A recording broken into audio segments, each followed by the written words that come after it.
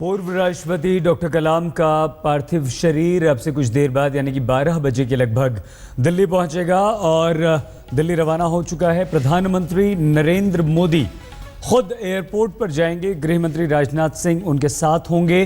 Airport पर प्रधानमंत्री ने जाने का फैसला किया है। मनोहर पर्रिकर रक्षा मंत्री भी उनके साथ होंगे।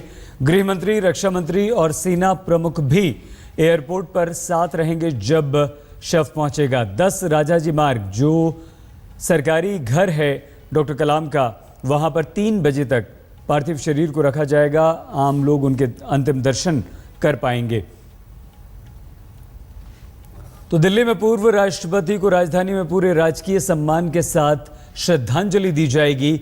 तमाम वीआईपीज के साथ साथ आम लोग भी पूर्व राष्ट्रपति के दर्शन कर सकते हैं।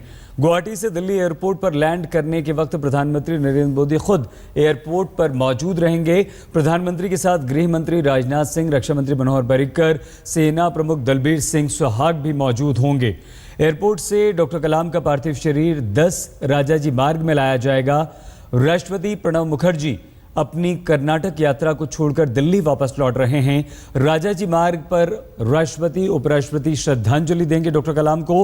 आम लोगों के लिए पूर्व राष्ट्रपति के पार्थिव शरीर को शाम 3 बजे के बाद रखा जाएगा और उसके बाद वो लोग दर्शन कर सकते हैं।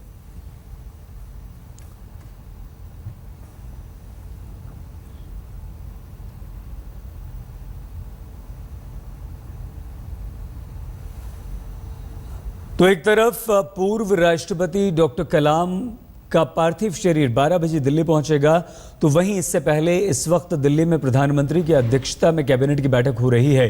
इस बैठक में पूर्व राष्ट्रपति डॉक्टर कलाम के अंतिम संस्कार पर फैसला लिया जाएगा, जबकि दूसरी बैठक राजनाथ सिंह गृह मंत्री के साथ थोड़ी ही देर में होनी है। ये बैठक पंजाब हमले के बाद आंतरिक सुरक्षा की दृष्टि से बेहद महत्वपूर्ण है। तो ये दो अहम बैठक, एक बैठक शुरू हो चुकी है प्रधानमंत्री की अध्यक्षता में और दूसरी बैठक बस अब से कुछ देर बाद शुरू होनी है। इसकी अध्यक्षता गृह मंत्री राजनाथ सिंह करेंगे। तो शिलांग में कल पूर्व राष्ट्रपति डॉक्टर एपीजे अब्दुल कलाम का निधन हो गया था। वो आईआईएम के कार्यक्रम में हिस्सा लेने वहां पर पहुंचे थे। उनके शरीर को गुवाहाटी लाया गया, पार्थिव शरीर को, जहां डॉक्टर कलाम को श्रद्धांजलि दी गई। 12 बजे पार्थिव शरीर दिल्ली पहुंचेगा और राजकीय सम्मान से उन्हें श्रद्धांजलि दी जाएगी।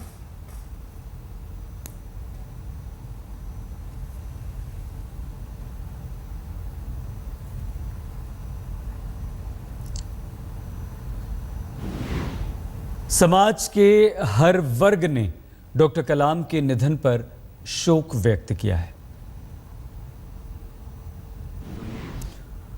और 12 बजे लगभग दिल्ली पहुंच जाएगा विशेष विमान। तो पूर्व राष्ट्रपति डॉक्टर कलाम का पार्थिव शरीर किस तरह से दिल्ली लाया जाएगा? शिलांग में कल उनका अंतिम संस्कार हुआ, जहां से गुवाहाटी में इस वक्त डॉक्टर कलाम का पार्थिव शरीर है और गुवाहाटी से एक विशेष विमान में डॉक्टर एपीजे अब्दुल कलाम के पार्थिव शरीर को दिल्ली लाया जाएगा। प्रधानमंत्री खुद उसकी अगवानी करेंगे। दिल्ली एयरपोर्ट से रामेश्वरम, जो डॉक्टर कलाम का पार्थिव शरीर है, वो पहुंचेगा रामेश्वरम।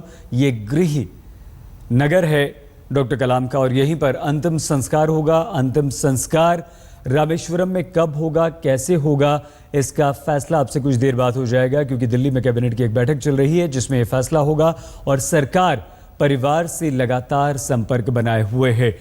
पूर्व राष्ट्रपति डॉक्टर कलाम के आखिरी लम्हों में उनके साथ थे उनके सलाहकार सृजन पाल सिंह। आज उन्होंने कहा कि आखिरी चंद घंटों में उन्होंने कलाम को क्या क्या करते हुए देखा, क्या कहा मिसाइल मैन ने उनसे, क्या सोचते थे वो। सबसे पहले देखिए डॉक्टर कलाम के आखिरी लम्हों में उन्होंने क्या कुछ कहा। पिछले 2 दिनों से डॉक्टर कलाम देश में लोकतंत्र की सर्वोच्च संस्था संसद को बार बार ठप होने से चिंतित थे। उन्होंने कहा कि उन्होंने अपने कार्यकाल के दौरान 2 अलग अलग सरकारें देखी। संसद की कार्यवाही का बार बार रुकना सही नहीं है। उन्हें लगता था कि ऐसा तरीका तलाशने की ज़रूरत है जिससे सुनिश्चित हो सके कि संसद सुचारू रूप से चल सके। कलाम चाहते थे कि आईआईएम शिलांग के छात्र 3 ऐसे उपाय सुझाएं जिससे संसद ज़्यादा उत्पादक और रचनात्मक रूप से चल सके। एसपी सिंह डॉक्टर कलाम के सलाहकार। अपने अंतिम पलों में भी डॉक्टर कलाम देश की चिंता कर रहे थे। कैसे? हमारा 6-7 कारों का काफिला था। डॉक्टर कलाम और मैं दूसरी कार में थे। हमारे आगे एक खुली जिप्सी में सुरक्षाकर्मी थे। एक सुरक्षाकर्मी जिप्सी में बंदूक लिए खड़ा था।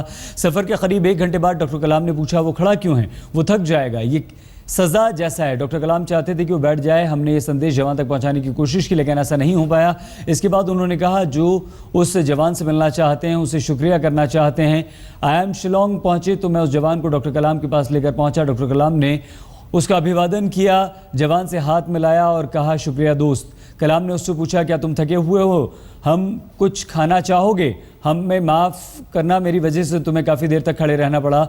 तो ये इस तरह के थे डॉक्टर कलाम, जिन्होंने एक सैनिक को, सर आपके लिए तो 6 घंटे भी खड़े रहेंगे, ये कह पाया, सिर्फ इतना कह पाया वो सैनिक।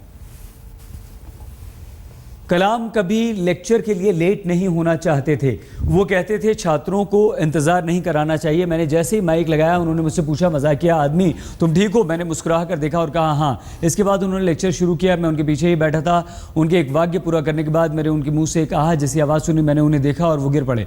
हमने उन्हें उठाया, डॉक्टर भी आए। हमें जो कुछ भी कर सकते थे हमने किया। मैं कभी उनकी 3/4 बंद आंखों को नहीं भूलता। मैं एक हाथ से उनका सर उठाया और संभालने की कोशिश करने लगा। उनका चेहरा शांत था और आंखें स्थिर हो गई थीं।